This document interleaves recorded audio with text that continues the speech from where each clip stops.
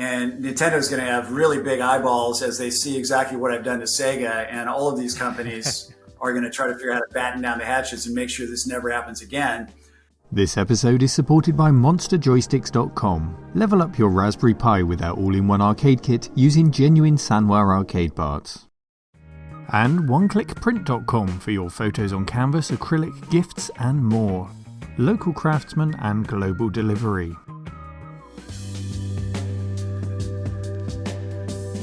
Welcome to a new round of Retro Tea Breaks, our first of 2021, and what a guest we have to kick us off. We love to meet the pioneers of the video game industry, the very first to scale the mountain, but for today's guest, the mountain didn't even exist when he started out. The tectonic plates of gaming hadn't yet shifted, and the home micro industry was yet to be born. But he had a vision, and he's going to share that vision, I hope, with us today and his story. It's none other than Trip Hawkins. Welcome, Trip. Thank you. Hello. Trip, take us back, if you will. I understand EA was set up in California, but is that where you grew up also? Yes, actually, my parents' families came to California around 100 years ago, and I was born in LA because at that time that's where the jobs were. But their families actually were really from San Diego, so we kept moving further south until we got back to San Diego, and it was a very exciting time to be in California and to appreciate the aspects of what was going on in the culture that I think helped bring out and activate some of the personality traits and gifts that I had that I could really use to end up having the career that I did. And during your childhood, were there any entrepreneurial influences in the family that inspired you to take the path of business yourself, or did that come further down the road? You know, it's not the kind of thing that I realized as a kid, but pretty much California is a very entrepreneurial place. And a whole lot of interesting things have happened here in the last, 170 years since the gold rush. And there's been a constant theme around pioneering people from all over the world coming here because it's a land of opportunity and then ending up being surrounded by other people like themselves. There's actually been a thing called Founders Effect that has to, once you get a group that has a lot of similarities collected in one place, they start having families together and they just sort of, just continue that flow. And I didn't really understand how lucky I was to be in California. And my parents had been more cautious because if you think about it, they had to live through the Great Depression, the World Wars, and other horrible challenges. And so people were pretty tough. What I did notice about my parents is that they were very artistic and very creative, but that was their hobby. So we're all pretty creative, and I didn't have parents telling me you can be creative for a career, you can be an artist for a career, you can make a life out of it. I didn't have any of that kind of messaging. But later on, much later on, when I was looking back and I did a little more in the way of interviewing the elders in my family, I began to realize that, wow, my grandparents and great-grandparents and great-great-grandparents, these were incredible risk takers. And a lot of them had started businesses back in San Diego in the 20s that were, really innovative and pioneering.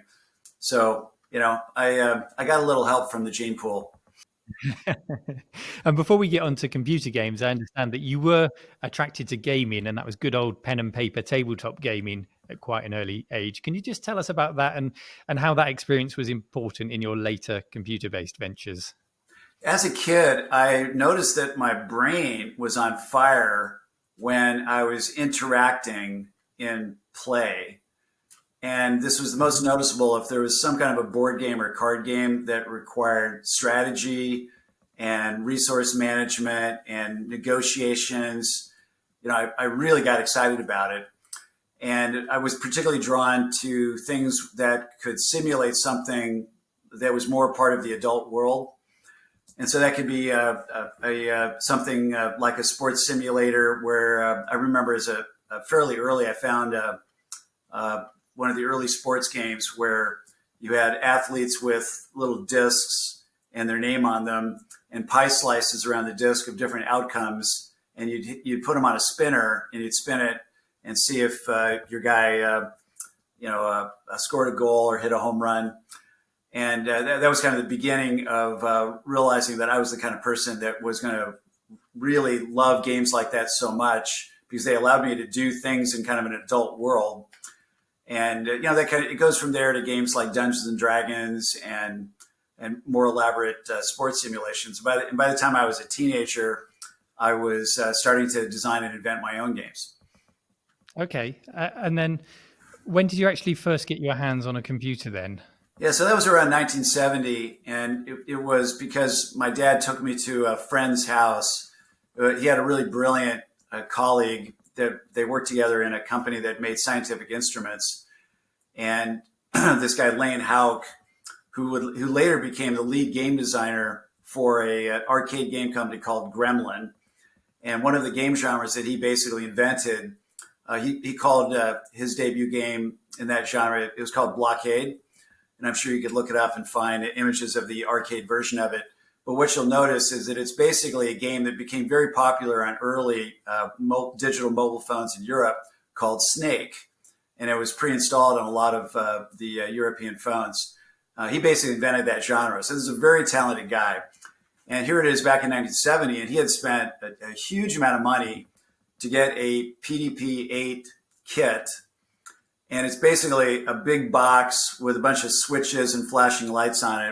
And he's got it hooked up to a KSR-33 terminal. And that thing had a really clunky keyboard on it. And you'd stick a roll of yellow paper on it, and it would spool the paper kind of like a typewriter. And it had a impact printer pounding out the letters. But basically, he could talk to his computer from that keyboard, and then the computer could tell him stuff to print out. And he had cobbled together a really simple game where you're trying to guess four letters. There was a board game later on using that same gameplay model called Mastermind with different colored pegs.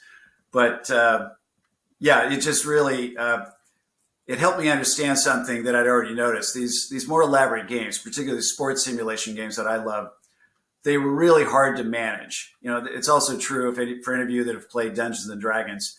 It's a lot to manage, a lot to administer because you don't have a computer. And then as soon as you find out about computers, you go, aha, we'll just put all that stuff in the computer. And I had noticed that my friends would sometimes engage and want to do these really geeky games with me, but other friends would sort of drift off and go watch television because it was more visually dynamic. And I began to realize when I saw the computer that we can make these kinds of games on computers and then have pretty pictures on the screen like television, and then everybody will be able to do it. And of course, it only took 50 years, but now that's true. So actually, your very first impression of a computer was gaming. That was one of the very first things you saw in that early, what we now call Snake. So you immediately made the connection between these very serious business or academic machines and a potential for gaming. Well, I guess to be really clear there, you could go to an arcade around the same time and you would have stumbled into the very first arcade games in the early 1970s. And you could see that as a form of amusement. But I was never really attracted to computers to just be a way to kill time and be amused. I wanted it to be more interesting than that. So I always really thought of it as simulations of something more sophisticated and immersion in, sophisticated narratives where you felt like you were in your own movie. And I really saw it as a new art form and that it would become a new medium. Okay. So this was something entertaining, but certainly more serious than the simple Pong games that we were seeing through the 70s, because we had the first generation of home video game consoles coming through then. And as you said, the arcade machines. But as yet, the home computer market was non-existent. We're talking about, as you say, PDPs and terminals to remote mainframes. So when did you start to piece together that there might be an opportunity for you in a as yet non-existent home microcomputer market? Well, in particular, I was a football fan, and the best board game with cards that simulated football, it wasn't very realistic. It didn't really capture the essence of how strategy really works in football. And I was a football player. I had aspirations to be a football coach. My best friend actually did become a football coach. And I was pretty serious about it. And I thought, I can make a better game than this. So that first game, it was a board game. It had cards, dice, charts. So again, it was kind of like the D&D equivalent, but for football. And I borrowed a little money from my dad. I was, again, still a teenager, and I got the parts made. I assembled it. I sold it through the mail. And of course, I lost every penny. It was a few $1,000s, but it was an incredible experience for me because, number one, I was so excited being the creator of this thing and bringing it to the world and enjoying the experience of being an entrepreneur. And I realized, dang, I want to do this again. But then I also was really frustrated that my baby had been stillborn. I mean, basically, if you invent something and you can't keep it alive, it really feels like a death in the family. And I thought, I think I should probably learn more about business before I try to do this again. And then it was not long after that I heard enough about computers, and a colleague of mine at a summer job in Los Angeles, he had actually stumbled into the very first computer retail store. It was called The Computer Store. A guy named Dick Heiser had started it. And my colleague went in there, and they were basically allowing you to rent computer terminals, and you could take a terminal home, and it would cost you like $10 an hour to hook it up to your company's mainframe computer. And I started thinking about it, and I had also heard about the invention of the first microprocessor. Again, this is in the mid-'70s. And I thought, wow, home computing is going to happen. When will it be okay for me to start my own computer game company? And after I heard this stuff from my colleague, I sat at my desk with a piece of paper and I started sketching it out and trying to imagine, okay, the cost of this stuff has to come down, and there have to be enough users in homes that you can actually make a game and sell it to enough people. And I came to the conclusion that I should start my company 7 years later in 1982. And that is exactly what I did. That's when I founded Electronic Arts. Wow. So during this period, we did have the early consoles. The Atari 2600 came out. Did you ever consider these consoles as an option, or were you very specific that you had to wait for the home microcomputers to come through? Well, I recognize an enormous technical difference between the machinery that can be in an arcade, which can cost several $1,000s because it's going to be there for years, accumulating money. So there are things you can do there that maybe aren't going to happen in the home for a while. And then also the early consoles were very limited because they needed to keep the price low enough to be considered a toy. And they didn't have very much memory. They didn't have much processing power. And to save costs, they didn't want to have a read-write storage device. The early personal computers, you had a floppy disk. Of course, you had cassette tape before that, which was really horrible. But floppy disks were pretty good. We had tapes for a long time here in the UK. Yeah, and EA actually put some games on tapes in the UK in the early to mid '80s. And I remember a reviewer of one of the even the games on the floppy disk. The Commodore floppy disk was also pretty darn slow loading games. And they accused the Commodore floppy disk of being so slow that it was almost only slightly faster than typing the program in by hand. But that's what an audio cassette felt like. I mean, that really took forever. But at any rate, it costs money to have a disk drive, whether we're talking about a floppy disk or a CD-ROM drive or a DVD. That costs money. And so the early consoles just couldn't do it. And instead, they would put the program on a little circuit board with a gold-plated edge connector and have some chips on there. But man, that stuff's really expensive to manufacture, and it's going to be very low memory capacity, and you can't write anything there. You can only read it. And then you're plugging it into the game board. And again, for me, it was like, well, that's just too limiting. We can't really creatively express ourselves and do the kind of sophisticated things that we know are possible. And the first really mass market console that did a lot of volume was the Atari 2600, also known as the Atari VCS, Video Computer System. That machine only had 6 sprites. So you could literally have the equivalent of like 6. The letter A has more pixels in it than one of those sprites did. But imagine I can have 6 letter A's. That's it. That's all I get. But that's enough for Pong. And, there, certainly plenty of other clever games like Defender that were decent enough and were kind of fun amusement. But that machine also only had 128 bytes of memory. And you notice I didn't say kilobytes or megabytes. It was just literally count them on your fingers and toes. So there wasn't much space in there for anything. So whereas around the same time, late 70s, you have computers like the Apple II that have 64 kilobytes, 64,000 bytes of RAM memory that you can read and write. And then you have a floppy disk that's got even more storage, and you can store things on it, and you can save your game state and build things and save them. I mean, man, that just opens up a whole new world. And I just wanted from the beginning to make things that were more sophisticated that could take full advantage of that. And during the 1980s was just willing to wait for the market to grow and more of these machines to be sold and for them to get better and cheaper. And they certainly did that over the course of the 80s. But it was a long haul. It was tough. The mid 80s were kind of brutal. Yeah. And you mentioned how much you were into your sports. So is it fair to say that you didn't spend that much time actually down at the arcades in the 70s? Did that not interest you quite as much as the sports? Well, I was certainly paying attention to it, but I didn't think that was a market I wanted to get into because you had to manufacture hardware. And I also didn't think that ultimately that kind of gameplay was that meaningful for our society. I just always had a higher social purpose. And I recognized the social benefit of play. If you think about it, in social life, we need to have something to talk about.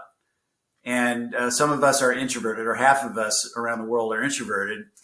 And that's one of the reasons why online games and mobile games and network games are so popular, is that introverts can be anonymous and they don't have to worry about what they're wearing. And you just have these opportunities to have social connections around something to do, which can be playing a game together.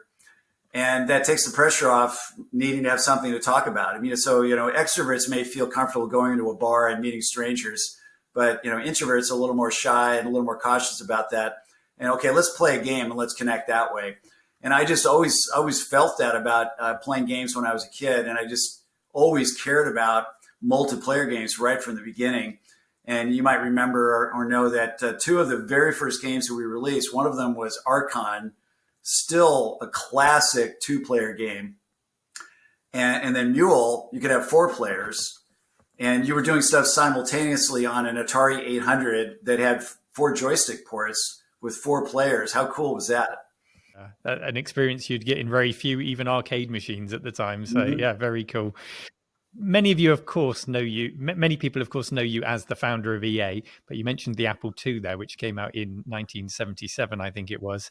Yes. And you managed to get yourself extremely close to the Apple II, because before you founded EA, you were one of the earliest employees at Apple Computers, joining them in 1978. Is that correct? Yeah, I think it's just useful to remember that I wanted to get better prepared to start my own game company. And I thought, well, I want to go work in another company that has good leadership so I can learn how to run a business. But I want that company that I work for to be selling computers into homes, because that's, something that's got to happen.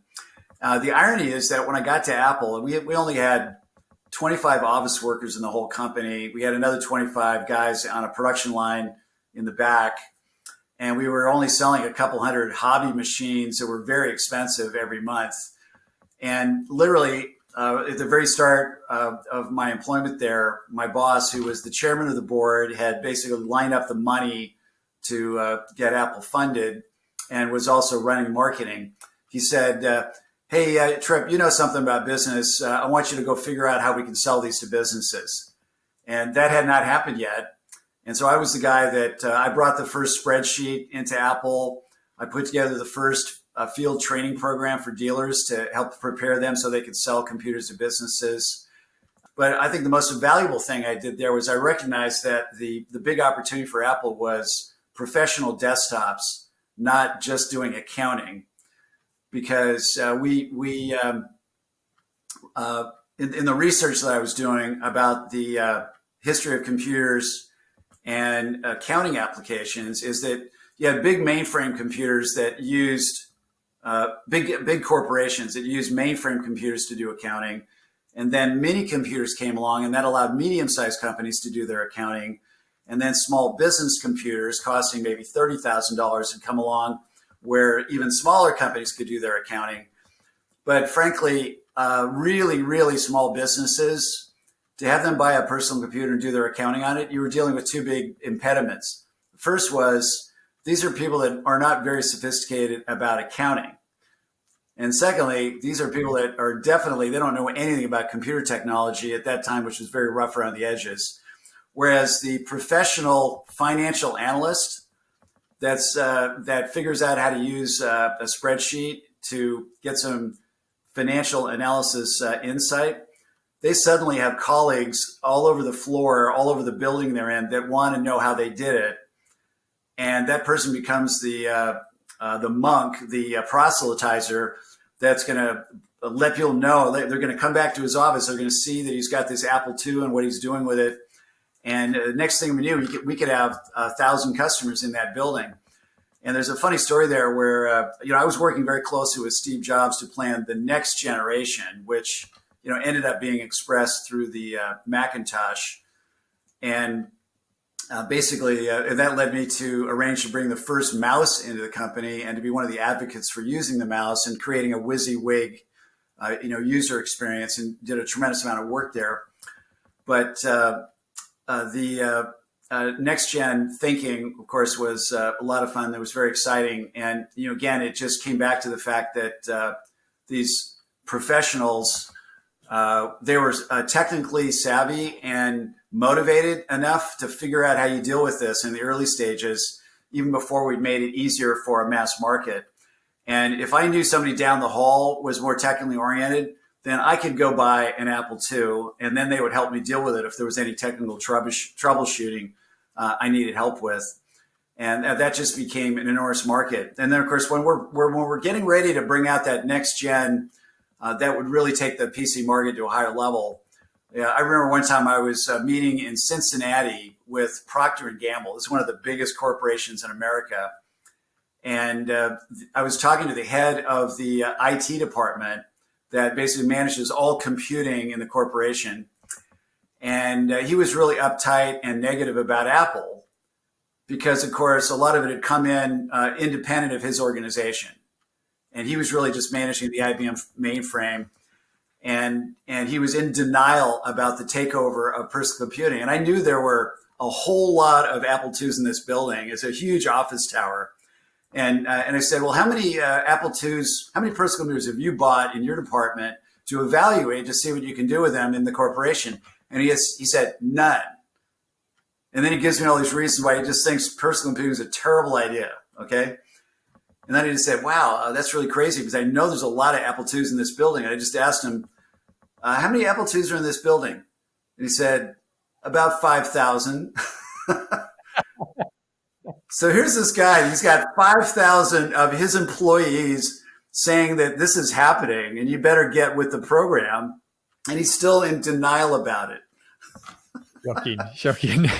So you were right at the forefront there, seeing what the Apple II could do, seeing the huge uptake of the Apple II and how successful it was. And also you mentioned you had the insights into, I guess perhaps you saw some of the Lisa and then through to what became the Macintosh. So you could see what was coming down the pipeline. Were you tempted to put the plans that you had to create a gaming company on ice and stick around at Apple? Would that have worked for you? Well, frankly, when I went to Apple, I thought that I would stay there about a year. And it was so exciting. It was such an amazing company. We were doing such amazing things that it made it attractive to stick around just because I was working with such a brilliant leadership team. And I was always in the room when we made the most important decisions in the company. And I started getting involved in projects that were going to take a long time to finish. And I really very much wanted to have a sense of completion around things. So that's why I ended up staying there as long as I did. And it was 4 years. But then the calendar turned to 1982 and I realized, dang, it's really time. And I had seen other game companies get started. And I realized, yeah, I'm actually kind of arriving late to the party. I really need to get on with it. Okay, so you were seeing the other companies start to to crop up.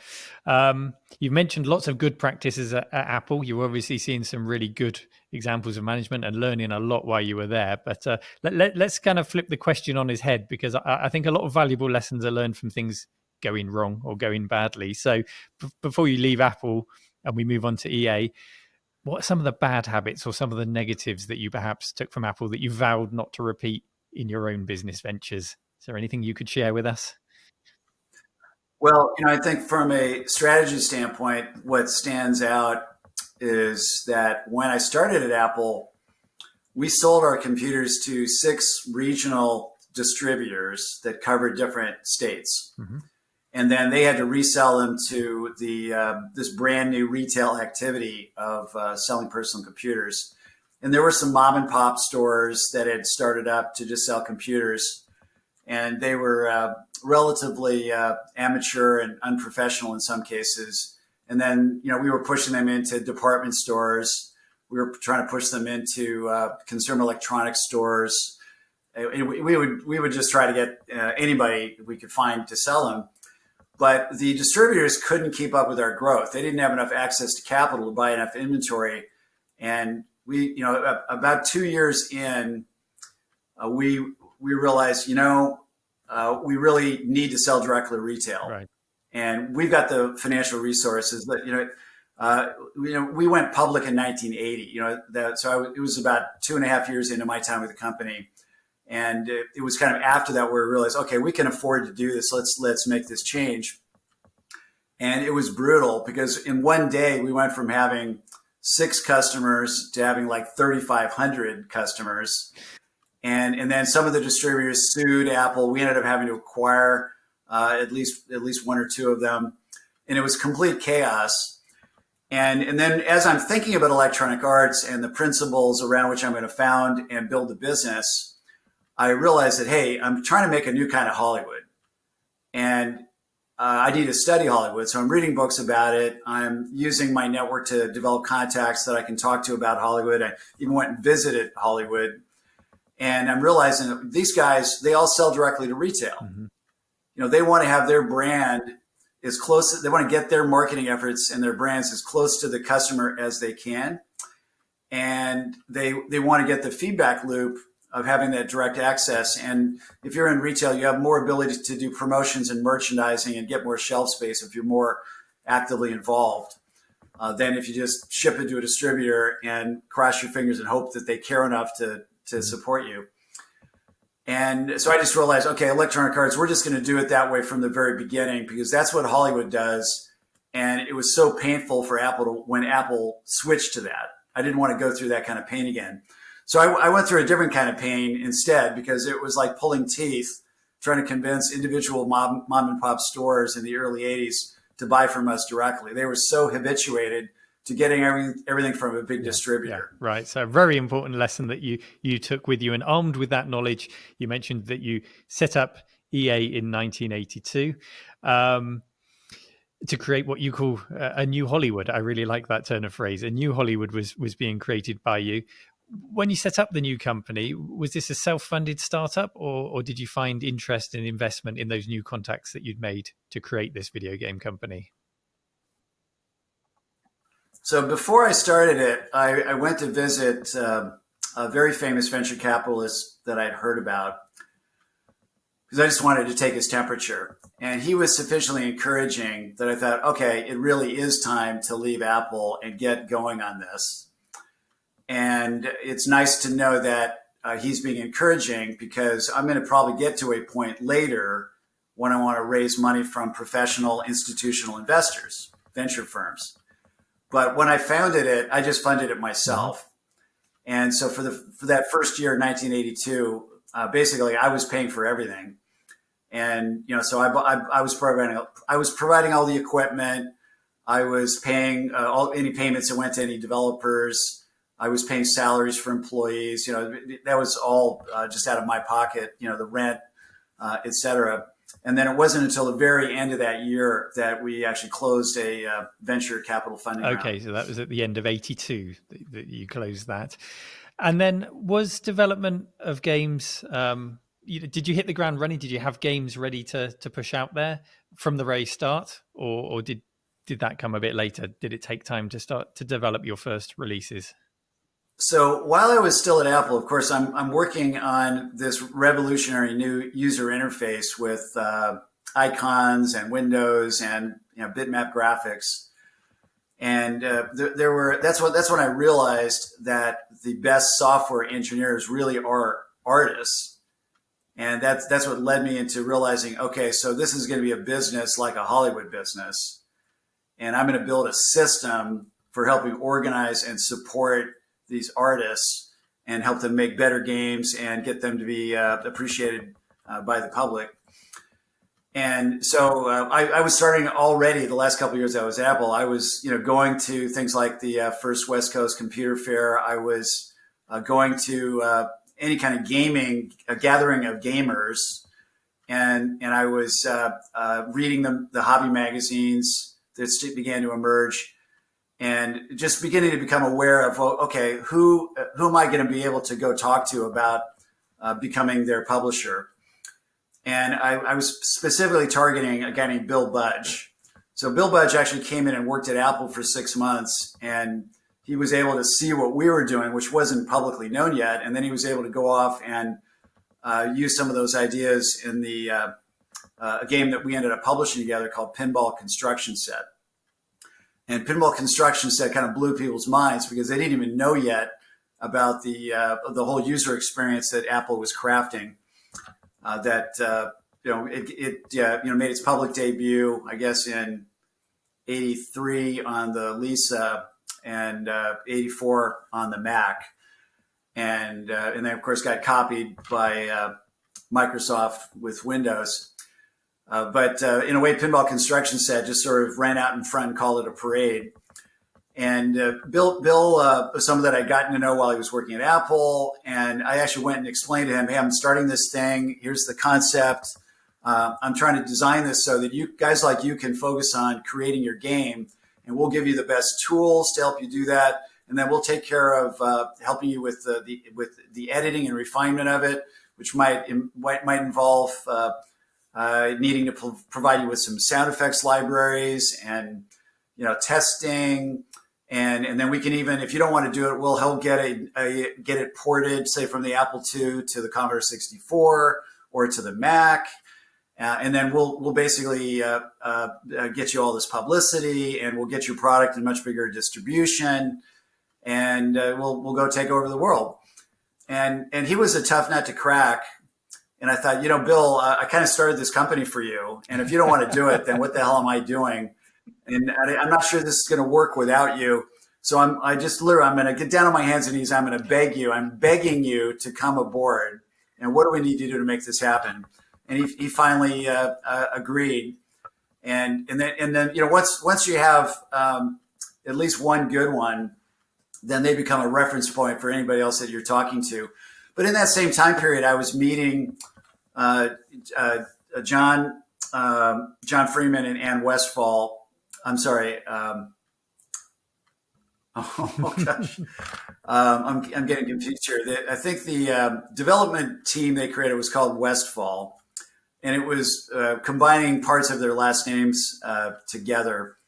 And John and Ann were fantastic, and they were the ones that John did the design of Archon, and Ann programmed it with some help from Paul Ritchie, and there were people like that you could find out about, and occasionally we'd get a little tidbit of information, like Mark Turmel, really, really talented guy, and Mark has had a really great career in the game industry. He did a lot of famous arcade games for Midway and Bally, but back then he had done this really simple, fun little Apple II game that was getting some sort of hobby distribution. And I only knew one thing. I only knew two things about Mark Turmel. I knew his name, and I knew he was from Illinois, the state of Illinois. And I had no way of contacting him. And so I told one of my producers, look, we need to track down Mark Turmel.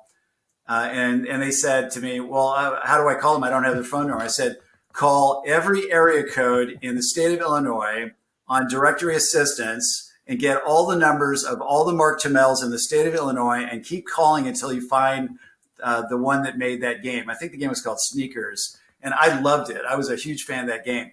As it turns out, we didn't end up making a game with Mark Tummel at that time. But indeed, we were having conversations like that, and a lot of great things came from it. Yeah, I'm not surprised the name Bill Budger's come up, because that's come up in various interviews in the past. A highly respected name.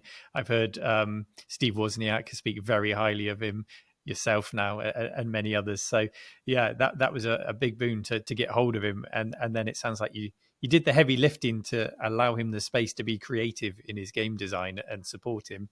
And that would have involved things like packaging, because this was the era of Ziploc bags on pegs. Cover art printed at home, photocopied, put in a Ziploc bag and put in a computer shop. And what you came up with was something quite unique. I've got an example here in Chuck Yeager's Advanced Flight Simulator in a kind of LP style piece of packaging. How did this come about? Because nobody else was doing this. Yeah, so right from the beginning, I was trying to operate as a Hollywood-style entertainment company, but I also was trying to be very cost conscious. And I thought, well, shoot, record albums, you have that big LP cardboard album format. And I thought, shoot, these are for sale in retail stores for $8. It surely can't cost that much to make these packages. So I said, okay, let's do packages. Let's just use albums. Why not? They're in high volume. They must be really cheap.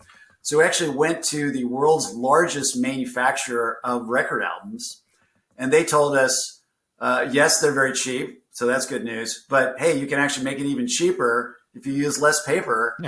So why don't you guys decide exactly how you want the album to be, and then we'll make it for you, and it'll be even cheaper. Yeah. And so that's where we kind of schemed up the folding thing, where you've got a slot on the side where you can stick in a manual. And then you've got a slot that's on the inside where you put the disc. And then you shrink wrap it so the disc doesn't fall out. Of course, there ended up being all kinds of clever ways people would steal the discs. And sometimes people would buy a product, they'd take it home, they'd make an illegal copy of the disc, and they'd just bring the thing back and return it to the store and say, oh, I don't want this, I want my money back. And then the retailer would send it back to us, but the disc wouldn't be there because the consumer kept the disc and returned the package. And then one time, those early floppies, they were 5 1/4 inch floppies. That was the size. Yeah. And one time a retailer returned to us and said, yeah, you got to give me my money back because the consumer said this game didn't work. It's flawed. It's defective. And so we gave the guy a refund. And lo and behold, yeah, there you go. There's a floppy disk. Lo and behold, this consumer had returned the thing. And those packages were 8 inches by 8 inches. And there's, again, a big slot on the side where you can shove something in. And we were putting a manual in there. But this particular consumer had taken a mini computer, 8-inch floppy disk. We never made a game on an 8-inch floppy disk, but this person thought they needed to fool the retailer by returning the game with a disk, and they'd shoved an 8-inch disk into that slot. It was just a blank disk, but the retailer just sent it back to us and demanded payment. Say, look, yeah, your thing's defective. You got to repay me.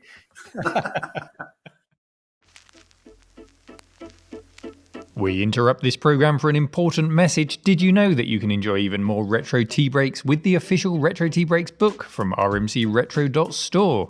It's a beautifully bound collection of interviews from the pioneers of game development, transcribed and expanded upon in more detail with our guests' help. Extras include release timelines, pixel art by Sensible Software's Stu Cambridge, and full-colour photos from our guests' lives in gaming. Pick one up now at rmcretro.store.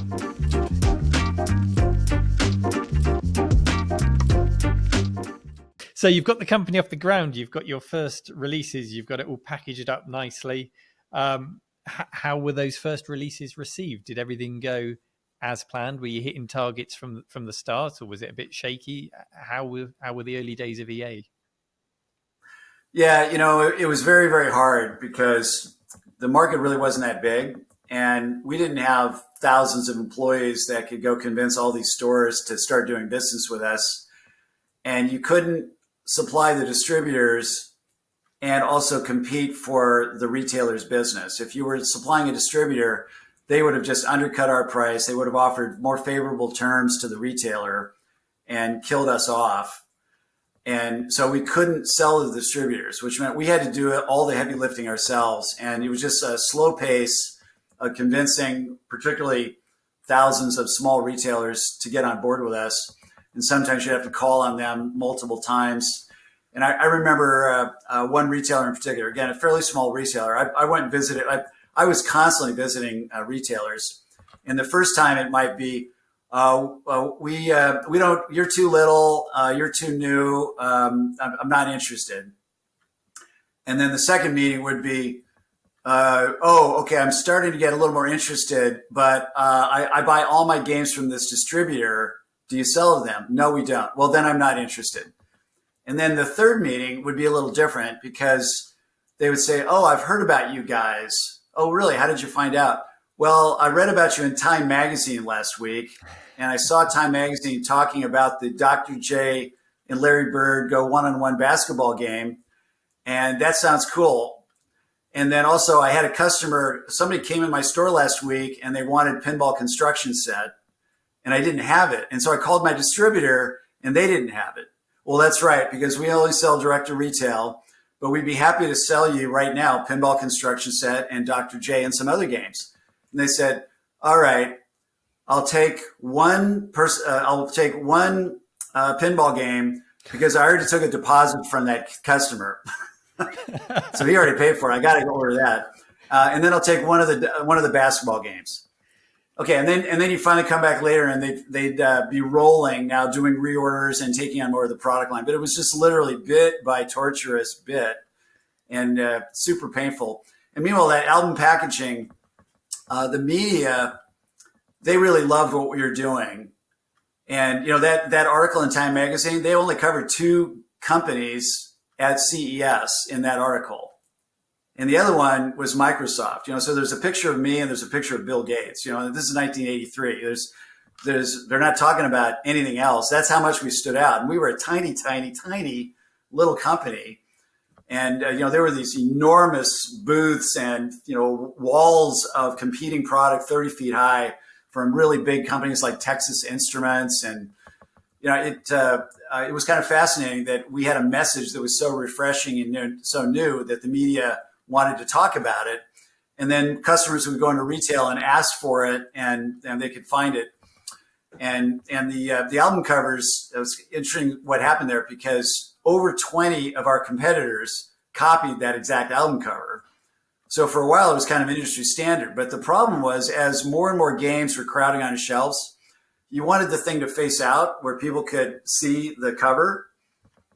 But then what happened is they'd have so much inventory, they had to make more room by turning it sideways. So you've just got that. That's called, spine, that's what it means when it's called spined out. You know, all I'm seeing is the spine. And that's when we realized that, oh, dang it, we're going to have to let go of this and go to a wider box so that there's a spine that you can read. That makes sense. So slowly, inch by inch, you were gaining momentum, getting the trust of the stores at first to buy one game at a time through word of mouth from customers wanting your product. Well, you know, and I just got to jump in here and just say that if you make a really great game and it's both original and it's high quality, people are going to tell other people about it. You know, you're going to get good reviews, and that's going to help inform people about it. And that's how you build your reputation over time. The very best kind of marketing, yeah. Be honest with us, Trip. Did you ever make those phone calls to the computer stores to say, have you got this game in stock? Why haven't you got this game in stock? Anonymously? You know, I'm not reluctant to do things like that. When I think back on my career, maybe the most example like that was when I was making mobile games. Okay. We had competitors like you know the name Gameloft. Gameloft, you know, which was spun out of Ubisoft. They were a really cutthroat competitor, and I've literally, the 5 Guillemot brothers that started Ubisoft. I've never met tougher SOBs in the game industry. Those guys are really tough. and they're really hard to do business with, and they're really tough competitors. I just always had a lot of respect. But Gameloft started doing something really distasteful. They would go to a place like Mexico and be near the U.S. border. They would get a bunch of phones, and they would have low-cost employees go onto the early carrier decks, back in the days of WAP and GSM, Java phones. And they would basically go give really great, they would run up the count of user reviews with perfect scores for their games, and then they would trash our games. Oh, wow. And it's like, hey, you got to fight against that. And then it became even more important when the app stores showed up. And so I felt like, well, shoot, the way the app stores work is that every one of us gets to have a vote. So by God, I got a phone. I'm entitled to post a review on my phone as myself, saying that this game is great because that's what I think. And I certainly encourage my employees to do the same. And I basically point out to my employees, this is an existential threat. If Gameloft is artificially trying to convince me that the games that you're making suck, you need to fight for your very life. And I'm not going to order you to do it, but hey, I'm just suggesting that we probably need to put the word out that we actually really like our own games. I see nothing wrong with that whatsoever, Trip. Nothing wrong at all. 1983 now. This is the year of the great North American video game crash, or Atari shock, as the Japanese call that period. Did that have any impact on you at all? Because you were moving in the microcomputer circles. It did, because a lot of retailers abandoned the category. I remember our first salespeople asking me, how do we find retailers that might carry our games? And I said, just look them up in the yellow pages. There's a whole category in the yellow pages about video games. And they said, yeah, well, we already did that. And we contacted every one of those retailers, and none of them are selling video games anymore. Wow. So there was just a cratering. And a whole bunch of bad things happened. So the media basically said, the king is dead. I mean, this category is over with. It was a hula hoop. Nobody cares anymore, just because Atari was struggling. And that was just not true and unfair. And then, of course, it diminished the investor interest in the category. But I was doing something very different than what Atari was doing. And again, you're just trying to get the word out to make sure people start to appreciate that difference. And it took time. And you really had to just go rebuild retail one day at a time, one store at a time. Mm-hmm, mm-hmm. Well, you certainly bounced back after that period. And if we fast forward now a little bit to 1985, EA appeared to be a huge believer in the Commodore Amiga computer right out of the gate with the Amiga 1000. Why did you jump on board with that platform? Because presumably the Apple II and other machines were still doing well for you at that time. What was it about the Amiga that appealed to you? Well, I'm going to anchor the story around the game Marble Madness that many of us are familiar with. Many of us have played it in the arcade and maybe played it on a home computer or another platform. So I mentioned earlier about my involvement with Steve Jobs and, among other things, selecting the microprocessor that we would use in the next generation, which is the Motorola MC68000. Mm-hmm. And we understood what a great processor that was. And as soon as, basically the Lisa was based on that, the Mac was based on that, Sun Microsystems, when they started, their workstations were based on it. And not too long after that, even arcade games that could really spend a lot of money on custom hardware, even they were basing their systems around the 68,000. And so I was super excited when I heard about the Amiga because it had a 68,000, it had a sound chip, it had a really good graphics processor, and it basically had the kind of multimedia features that I'd always dreamed of, as well as, of course, the all-important 2 joystick ports. And so this was very much the kind of 16-bit machine that I knew was going to be possible because I'd worked on these kinds of 16-bit machines at Apple.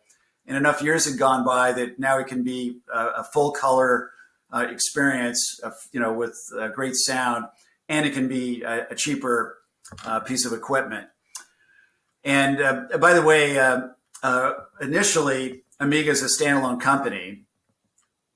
And before they were purchased by Commodore, I actually arranged for Apple to talk to them about acquiring it. And I was really pushing hard on Apple to acquire it, and got Mike Markkula involved, who was chairman of the board. And, it just, they really didn't care about the consumer market. It's kind of ironic with today's iPhones, but Apple was really preoccupied for most of their history with selling business equipment to businesses and being taken seriously as high-end, high-priced business equipment.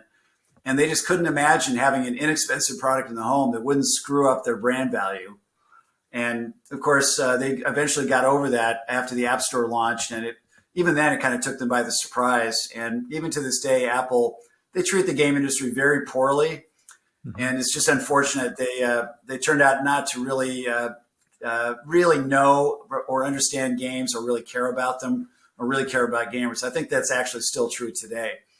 So that deal wasn't going to happen. They weren't going to buy Amiga and be a competitor in the home. And so Commodore ended up acquiring it.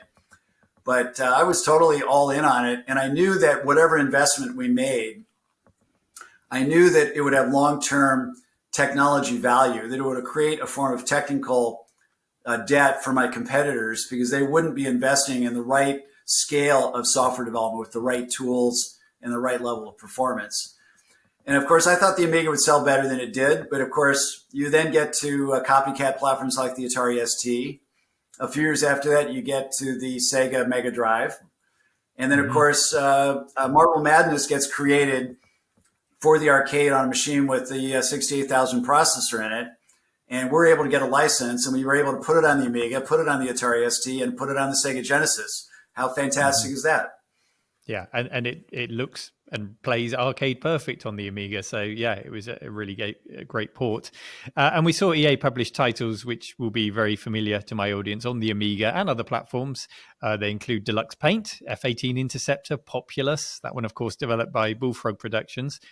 Was there a criteria that you had in place that developers had to meet to work with you, or were those relationships forged simply on the merits of the software that they presented to you? If you were impressed by what they showed you, was that a done deal? How did it all work, these relationships?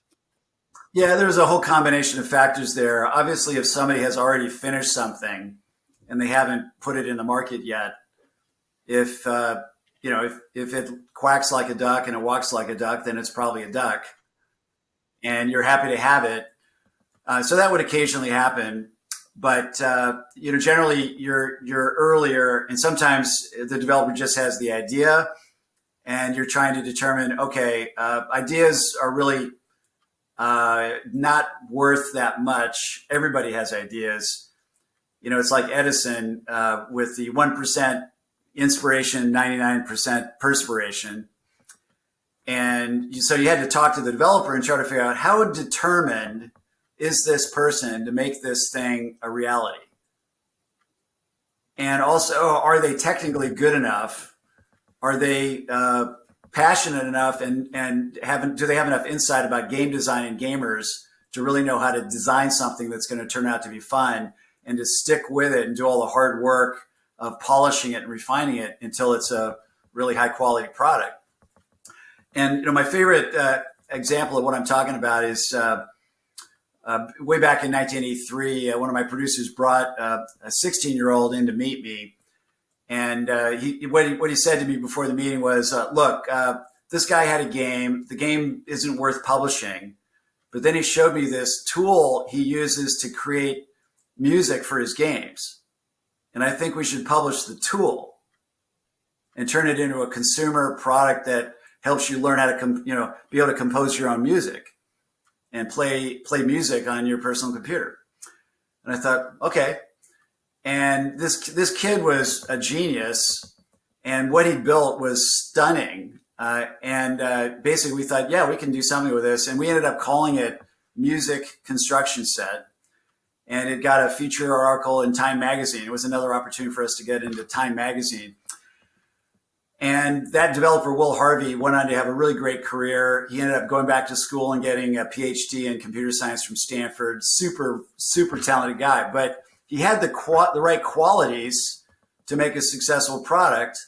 And I was giving him all kinds of personal editorial input about the user experience because of the expertise I had in that from my time at Apple.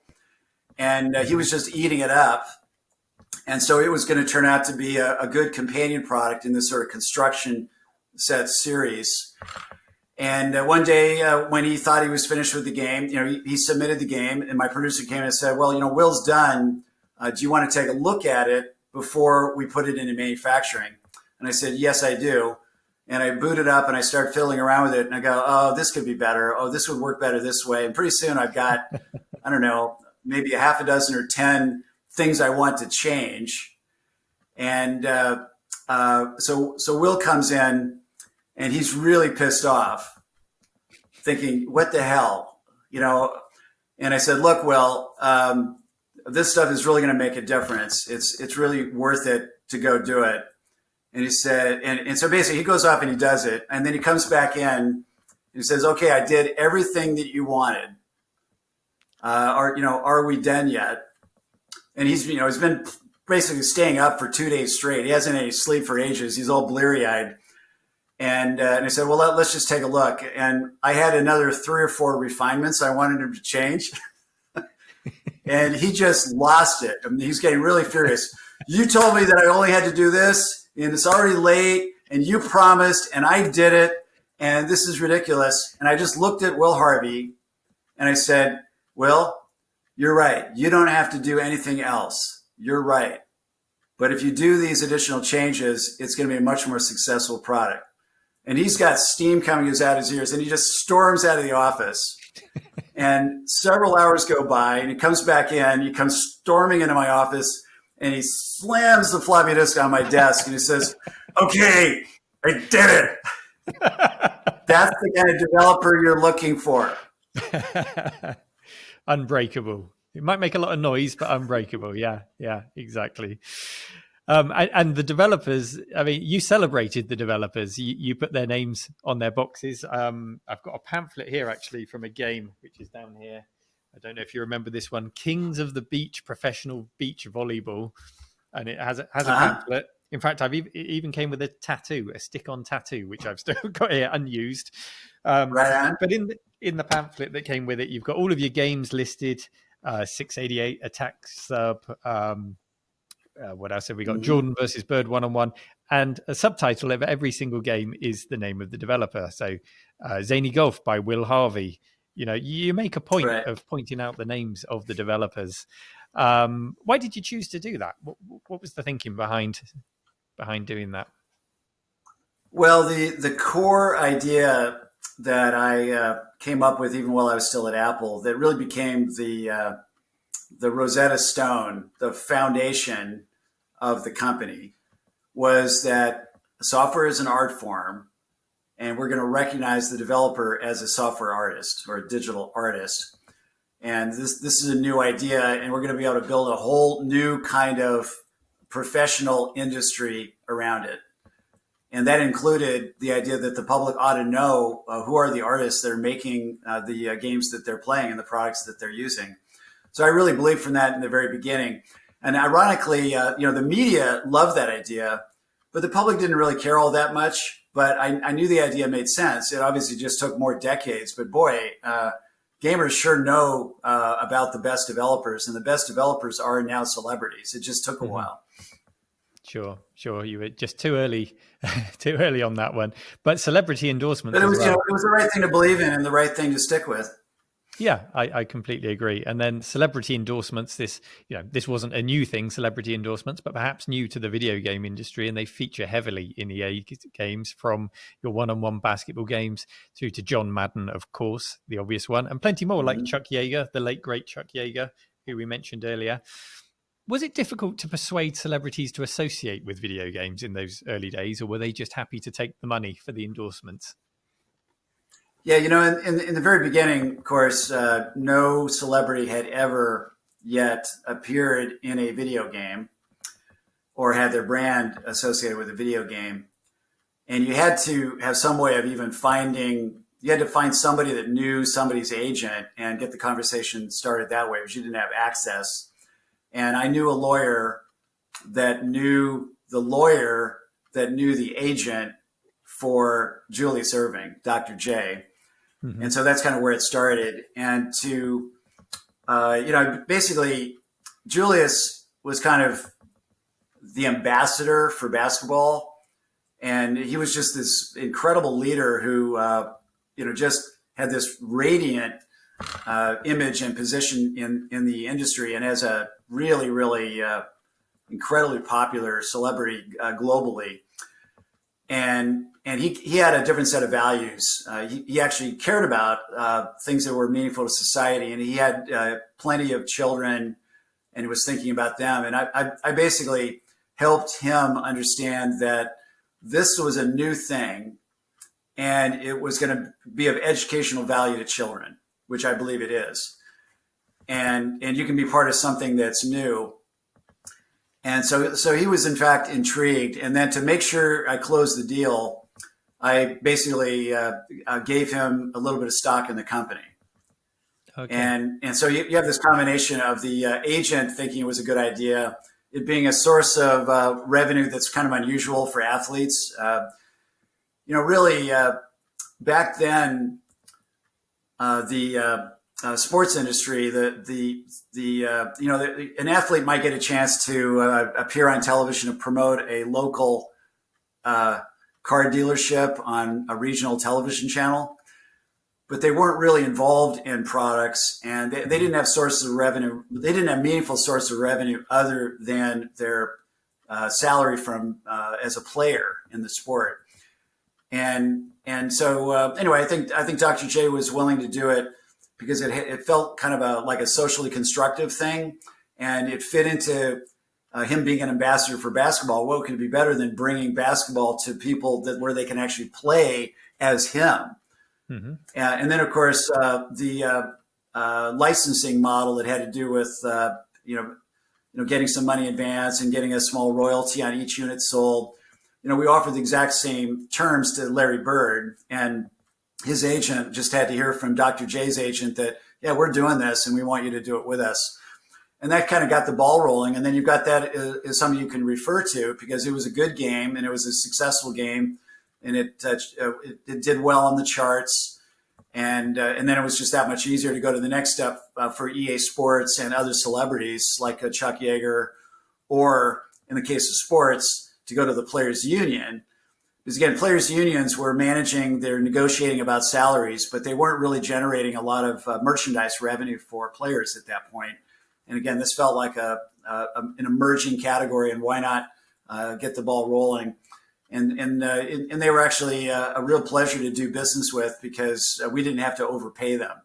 It's got to the point now where everybody's more show me the money. And the amount of upfront money that people ask for to do almost anything, it's kind of sickening. And pretty much everybody's for sale, and nobody does anything just because it's a good thing to do. Yeah. And I think often celebrities, they don't understand that startups just don't have a lot of money to throw around. Yeah.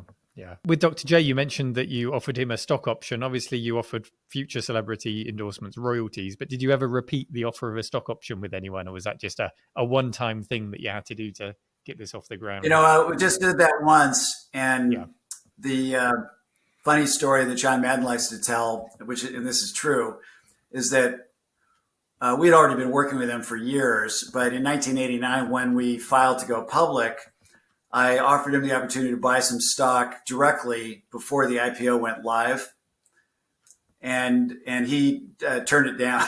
And of course, thereafter, he made fun of himself for having done so. But yeah. Well, we'll find out what happened after the IPO next, because that brings us on nicely to the end of the 80s, and this is a period when Sega beat Nintendo to the punch with the release of their 16-bit console, the Genesis, or the Mega Drive as it was called here in the UK. And many of us remember from that generation the EA game cartridges with the little coloured tab on them. It really made them stand out as something different to the others.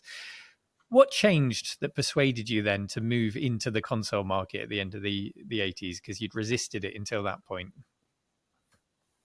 Yeah. So at the end of the 80s, I was in conversation with pretty much all the hardware manufacturers in the world, whether they were making consoles or home computers or other things that were at least related.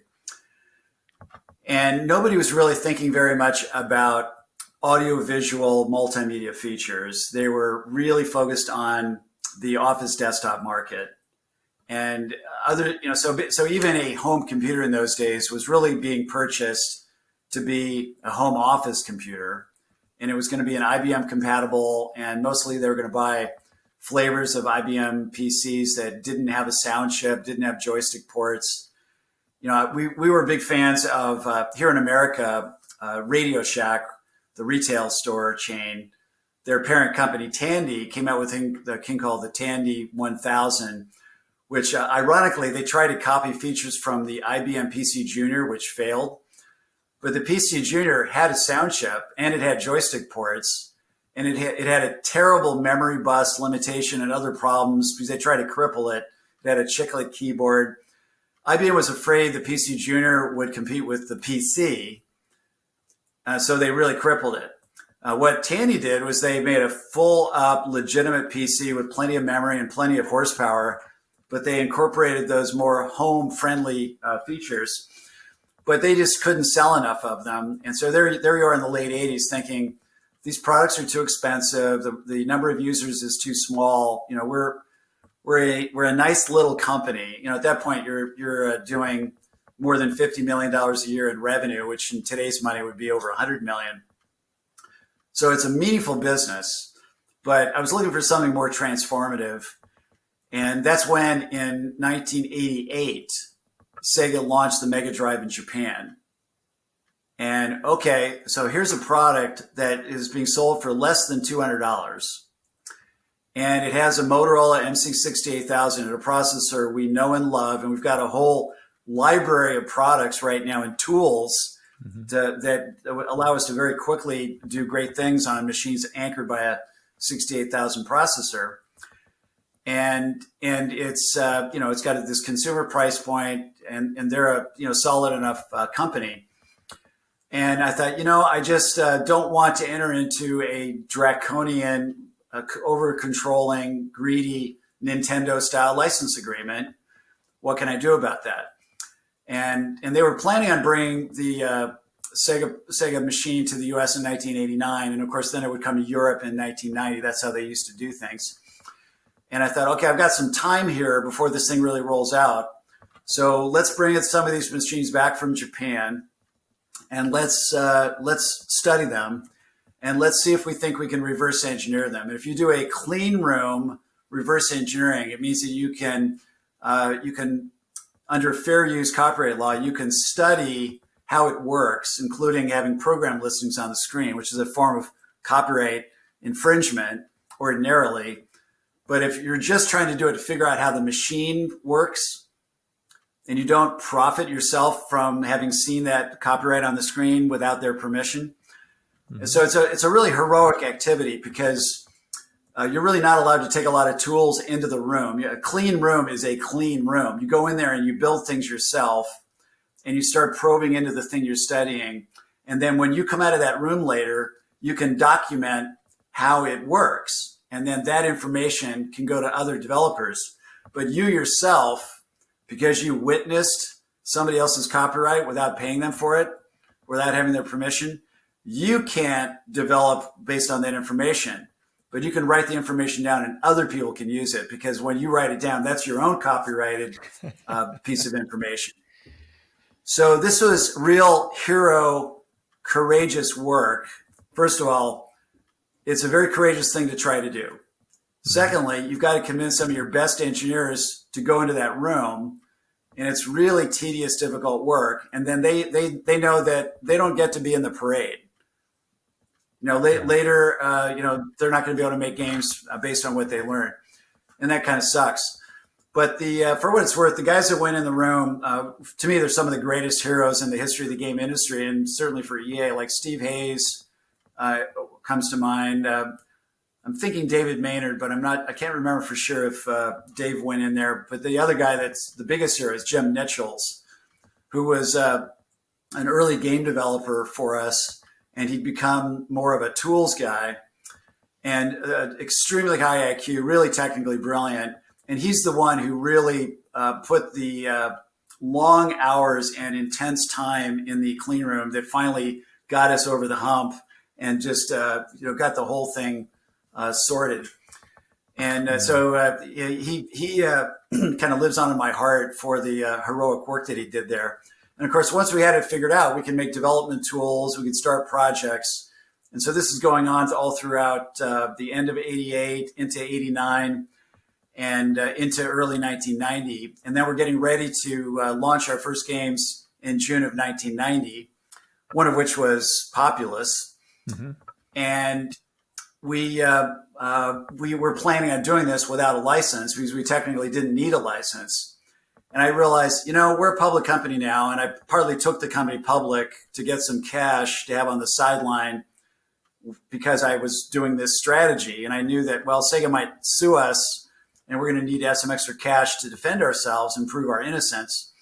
But I also thought, just as a responsible CEO of a public company, I should probably at least take a shot at negotiating with Sega to see if we can be partners that in a reasonable arrangement instead of signing their standard agreement. And they'd been bugging me for a year by this time, trying to convince me to sign a conventional license and just go under their umbrella in a conventional fashion. And I had to take all these meetings with them and listen and nod and not reveal to them that behind the scenes we're secretly figuring out their machine. And so it was a treacherous time. So I called up the chairman of the board and founder of Sega and told him, hey, this is what we're doing. We're going to announce this stuff at the June CES show. And we'd kind of like to talk to you and see if there's a way to be partners. And he started threatening me. He said, look, we're going to change the next version of the machine so your stuff doesn't work. And we're going to constantly confuse you to make your products in inventory obsolete. You're going to waste a lot of money on the manufacturing costs. And the litigation is going to be really expensive. It's going to batter your stock prices. It's going to be irresponsible for you to do to your shareholders, blah, blah, blah. And it's a little bit like the big bad wolf is threatening to blow my house down, but I'm pretty sure I'm in the brick house, And so I just calmly say, okay, well, that's all very interesting, but, do you want to get together and talk about it? And he said, yes. So then I met with more of the Sega executives. And then I managed, in clearly one of the highlights of my career, I managed to convince them to give us an extremely favorable contract. So basically, we could do pretty much whatever we wanted. Whereas a standard Nintendo license, which Sega was now by this time copying, you could only do 5 games a year. You had to let them manufacture them for you. You had to pay a ridiculously high price and really high license fee. And the license fee all by itself, independent of the manufacturing cost of a cartridge, which is going to be around $10, the license fee is going to be another $10, and it's going to work out to be kind of like the 30% tax that Apple charges now, which is really not healthy for the industry. So we didn't want to do any of that. And we wanted to make an unlimited number of games and control our own manufacturing. And so we fought and won all of that stuff. And then it came down to the question of, well, what are we going to pay in royalties? And I had agreed that we would pay $2 per unit, but I also was asking for a cap, saying once we've sold 1 million units, we're done. Don't have to pay any more royalties ever. And this became kind of a sticking point. And this was getting very close to, we're now by this time, it's the middle of June. The CS show is, actually I take it back, middle of May. So the CS show is only a couple of weeks away in early June. And everybody on my management team is saying, Trip, you've done such a fabulous job. Let's just take this deal and forget about the cap. And I basically explained to him, look, I'm pretty sure I can get this cap. And it's even worth it to wait and let them file the lawsuit and let us go through the discovery process and deliver documents and start taking depositions. And once they see how determined we are and how fiercely we're fighting to just win the lawsuit, that's when they'll accommodate us and agree. And I'm willing, if that's what it takes, that's what I'm willing to do.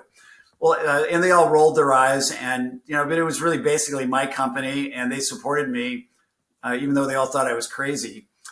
And then I went off to CES a day early and closed that deal and got that done, documenting it well into the night, so that the next morning when the show opened, we were able to announce ourselves as partners with that cap in place. And we blew through that in a matter of months.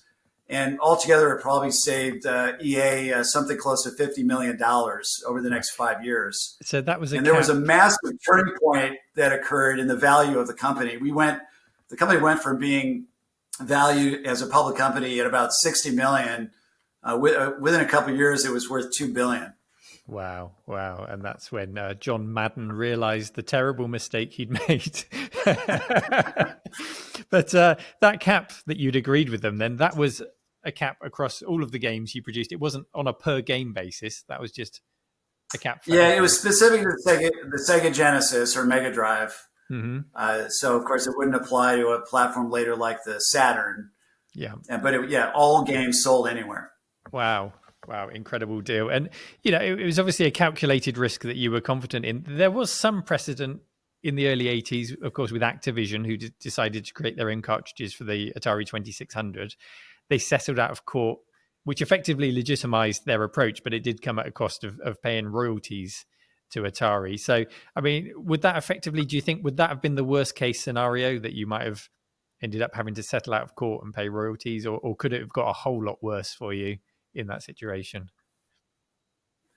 Yeah, obviously, if you go through that lawsuit and a jury decides, you broke the copyright laws, your clean room wasn't quite clean enough, that would have been pretty devastating. And then you would have spent all that time and trouble and money, and you'd be back to having to take their standard deal. And that would have been insanely expensive. Yeah, so you really were betting the farm on it, and it was a great decision. It came through, and you conquered Sega, but then you stepped down, I believe, as CEO of EA in 1990. So what prompted this move?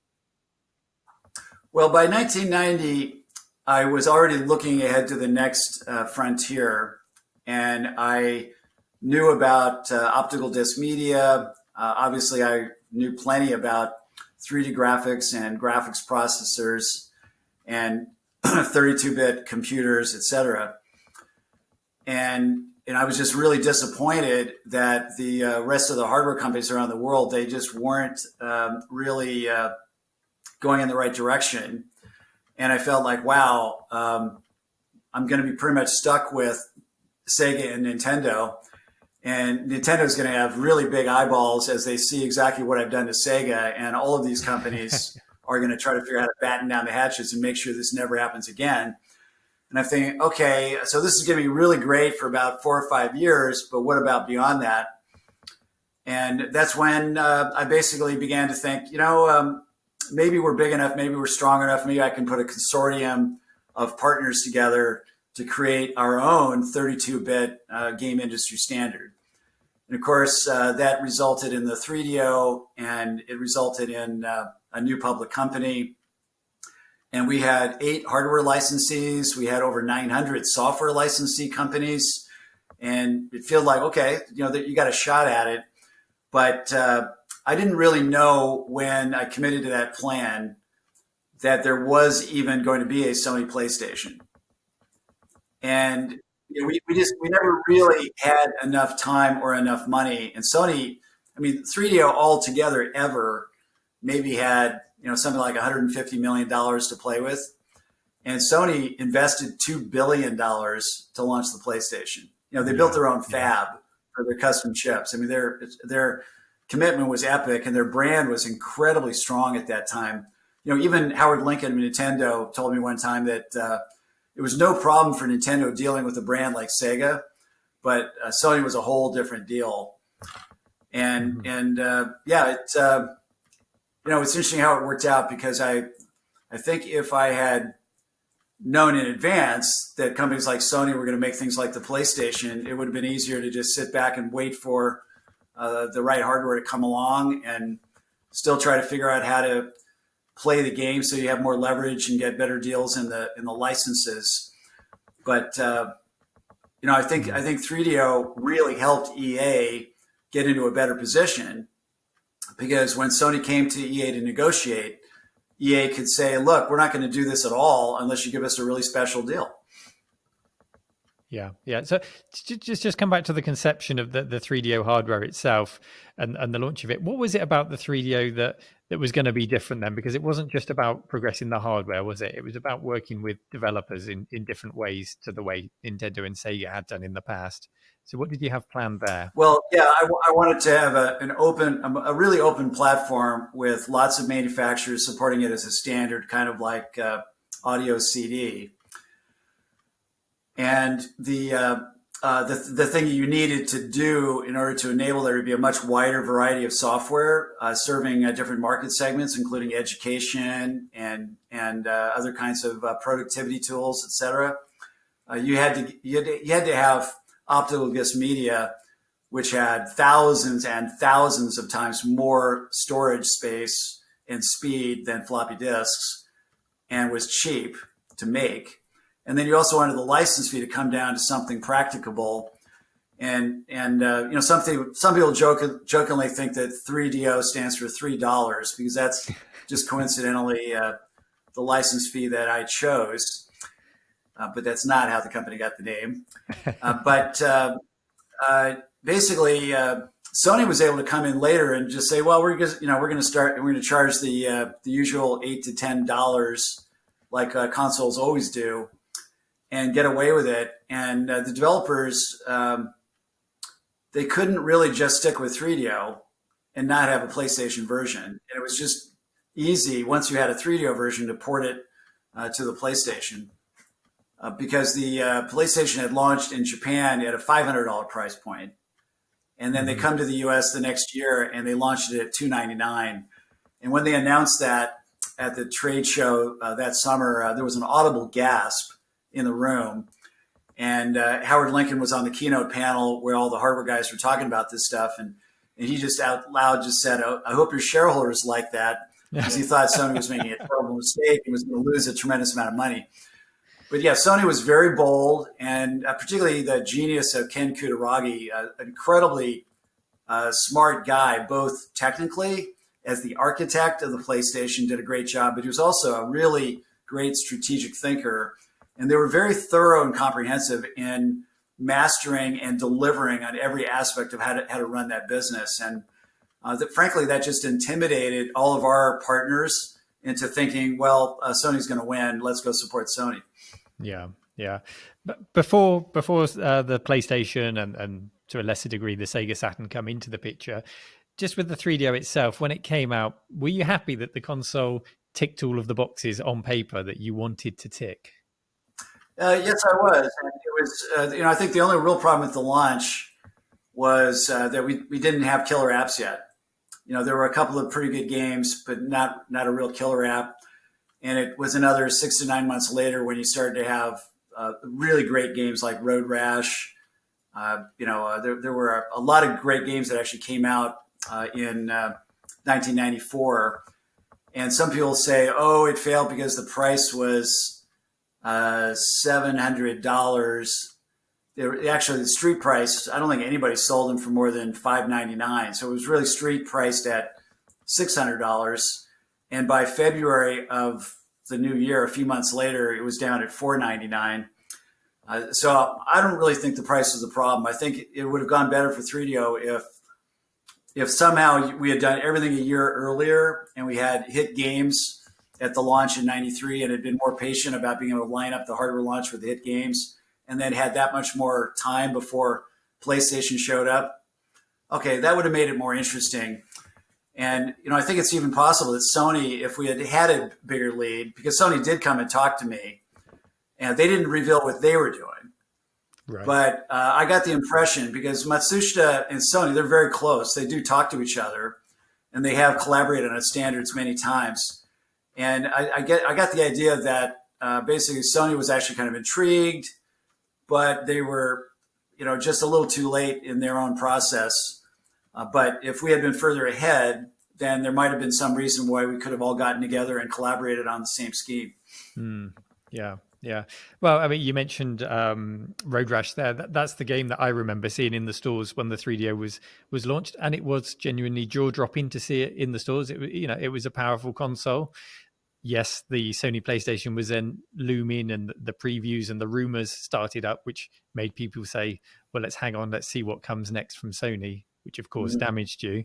But I've got a quote here from Edge magazine, and I just want to know if this was Trip the marketeer, or if this was how you were thinking at the time. And you said of the Sony PlayStation, you said, "I think when Sony come to market, they might discover that they've underestimated how important traditional cell animation is, and overrated the importance of polygon rendering."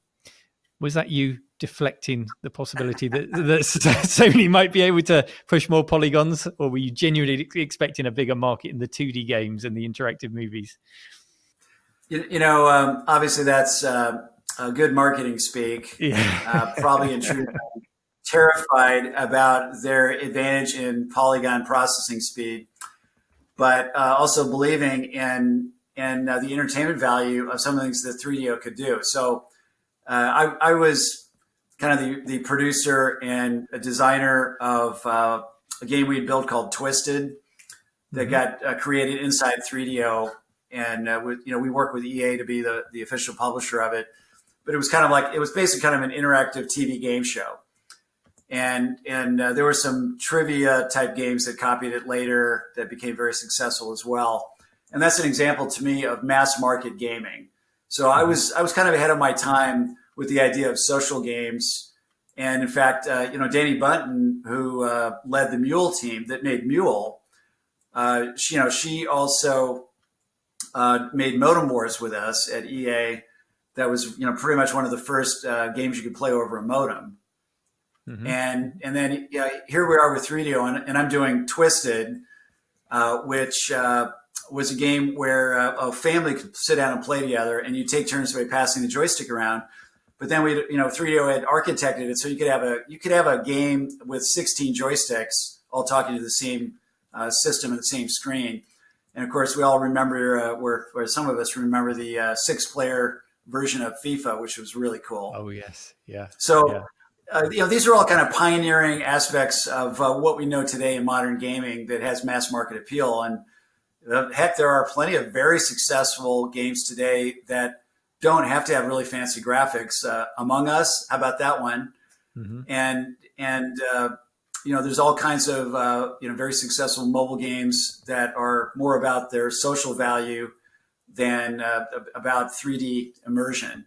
And our willingness to look at things on a tiny little screen kind of tells you that it's really ultimately not about super high technology performance. It's really more about social connection. Sure. So there's 50-50, I guess, in that statement. Then you were fearful of the power of the PlayStation, but yeah, you did believe that. And out of Twisted, I remember that game. You had games like You Don't Know Jack, which evolved from it and are still successful to this day. So yeah. It was a great format. And then there was this successor to the 3DO, which was to be called the M2 console. How far along did development on that console get?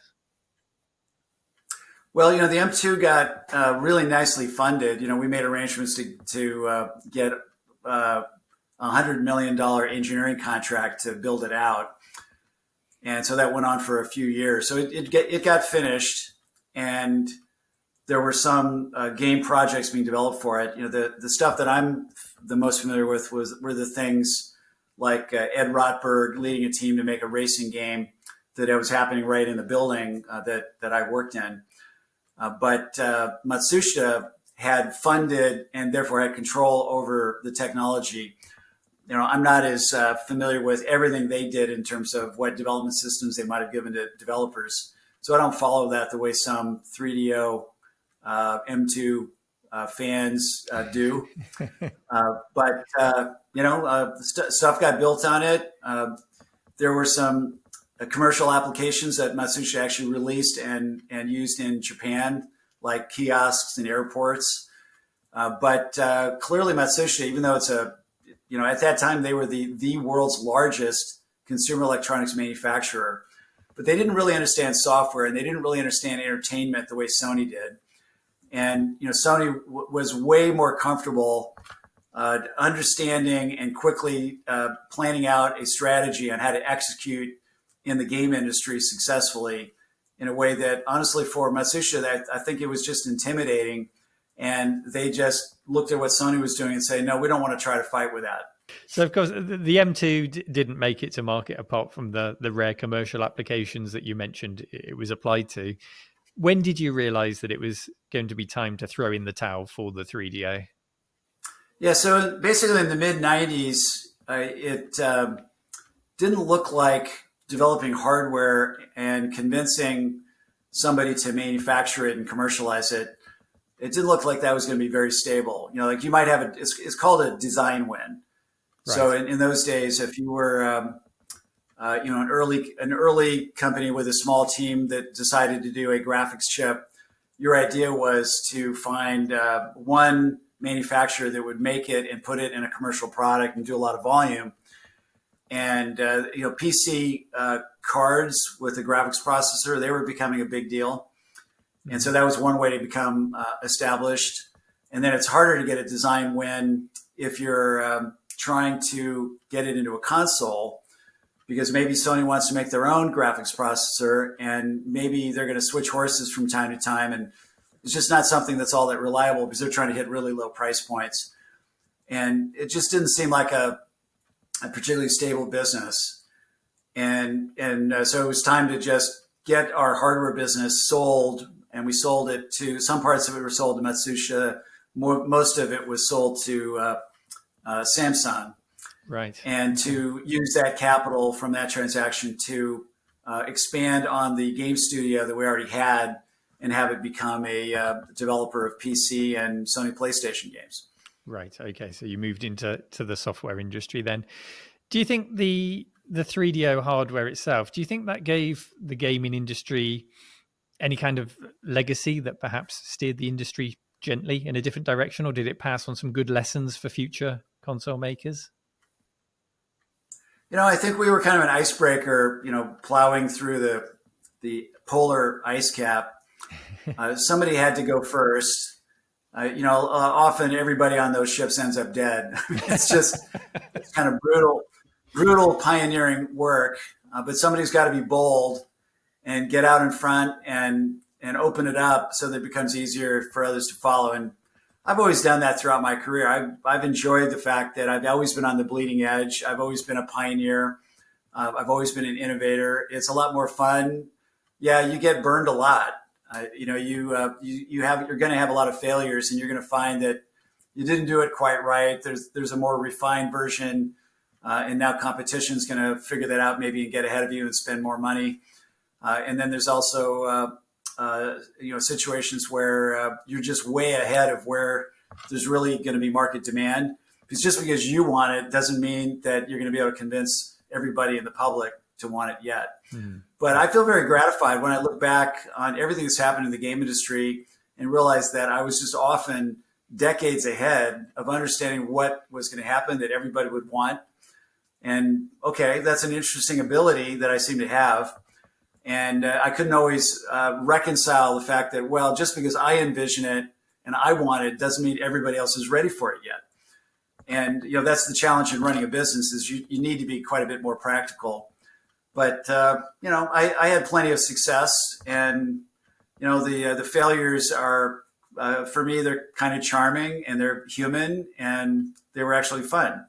Mm-hmm. And as you say, pioneering, whether they were successful as a business or not, there was certainly, in the example of the 3DO you gave there, you really did lead the way for that 32-bit generation of consoles to come through.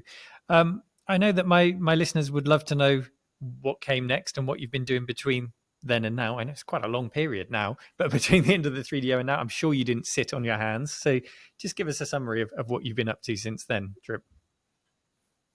Well, I was already thinking about network games, and then the browser came along in 1995. And also I saw the debut around that time of Magic the Gathering, the first collectible trading card game. Okay. And Magic the Gathering kind of blew my mind. I mean, Richard Garfield, the designer, really, really brilliant guy. And he had a few incredible breakthrough ideas that are, of course, now readily copied by hundreds of video game companies. But he basically created a virtual goods economy, and he kind of invented the loot box. So FIFA Ultimate Team, loot boxes, they're basically like packages of Magic cards. And what hadn't been done with packages of sports trading cards is you couldn't use them in a game. So that was Richard Garfield with Magic that said, hey, let's use them in a game. Mm-hmm. And then he also said, hey, let's manipulate the scarcity of the really good ones. And that creates that avid third-party trading market where the Black Lotus, sells for thousands of dollars. Anyway, it inspired me, and I decided, hey, there's a whole bunch of internet-related stuff that we could do. And so I was starting to think about that in the early 90s, and Magic came out. I started, hearing about the browser, and then literally by 1995, 96, we were really actively working on stuff, and I was authoring patents, and it was kind of an exciting period. And that ended up resulting in us in acquiring the developers and becoming the publisher of Meridian 59. Okay. Yeah. So that was the first MMO with any graphics. Mm-hmm. And again, that's just a classic example of pioneering. And there were some really fascinating things that were learned from that experience. Again, coming back to the theme about social value, because here's a super hardcore, geeky, nerdy, violent video game. And we found that the players were having their avatars get married to other avatars. And they would pick a high status avatar to be the master of ceremonies, and they would all gather in the biggest cave and invite their friend avatars. None of this had anything to do with how you're supposed to play this game. In fact, what they were doing was very dangerous because if other people knew about it, they could raid it and kill a bunch of them and take their stuff, So that was already mind-boggling. And this is, again, in the mid-90s. And then the next thing we'd find out is that some of the human beings behind the avatars would get married in real life and have children. How mind-boggling is this that we're using a super hardcore, violent video game and we're making babies? We're hooking up, we're mating. Wow. So again, ultimately, that's what's driving the game industry today is the social value of it. And I've been pretty much focused on the digital, networking, internet, social, mobile side ever since that time. Mm-hmm. Mm-hmm. And, in particular, I got involved in mobile back in 2003. And, my colleagues in Sumea, a company I acquired at Digital Chocolate in 2004, we worked together for several years. Towards the end of that time period, we were trying to figure out how to do free-to-play, iPhone games with virtual goods economies. And we mastered many of the best practices, but we couldn't figure out how to get people to spend enough money. And then some of them went off and struggled and continued to have failures at it in a startup in Finland near our old office. And then they made Heyday, and that game did pretty well. And then the next game was Clash of Clans. And then a year or two later, they were acquired by Tencent for $10 billion. Wow. So anyway, I feel like I've been in the front row at the table watching the development of the whole mobile ecosystem for its entire life, going back to the Java phones. And, it's been a really fascinating experience. And what I've done in the last several years after running, a few companies in the mobile space myself, I just help other great tech leaders and startups and earlier stage companies, help them figure out how to be successful. And 3 of my client companies have actually become unicorns. That means they're now worth over $1 billion. One of them went public recently. It's a company called Skills, Skillz. Probably many in your audience are familiar with it. And I'm still actively working with not just game companies today, but other technology companies. Wow. It's great that you're sharing your knowledge in that way and still continuing to create huge success for yourself and for other people. Of course, EA is still around, a huge company these days. When you look at EA in the present day, do you recognize the company that you founded all those years ago? I do, and I've kind of always thought about it like it's my first child. Right. And I'm sort of proud of EA because they've kind of grown into adulthood, and they've had their missteps, just like every parent knows what I'm talking about, because every parent, their children don't do everything perfectly. They make their share of mistakes. But it's great to have EA mature into an adult and still be here. It's been almost 40 years now. And so, yeah, I take pride in knowing the fact that they wouldn't be here if it wasn't for me, and that I really shaped the company in its first decade. And I hope they continue to be very successful. Wonderful, wonderful. Well, Trip, thank you so much for your time today. Just as one final question, if you had to pick one year from your career, one sweet spot where you were happiest professionally, what year would you pick? It could very well, I'd have to think about it more, but just offhand, I'm thinking 1990, because I had been on that journey to reverse engineer the Sega. And for those of you that happen to be fans of my favorite movie, which is Lawrence of Arabia, there's a scene in there about something that really happened in history in World War I, which was taking Aqaba, which was the town at the end of the Gulf of Aqaba.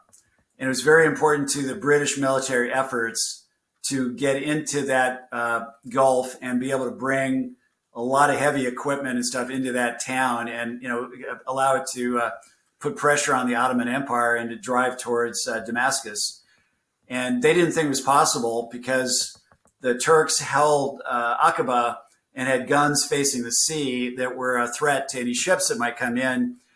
And the true person, the real person, T.E. Lawrence, he came up with this idea of sneaking around, crossing a almost impassable desert, and coming in and capturing Aqaba from the rear with a band of Arab rebels that were willing to take all the risk to do that.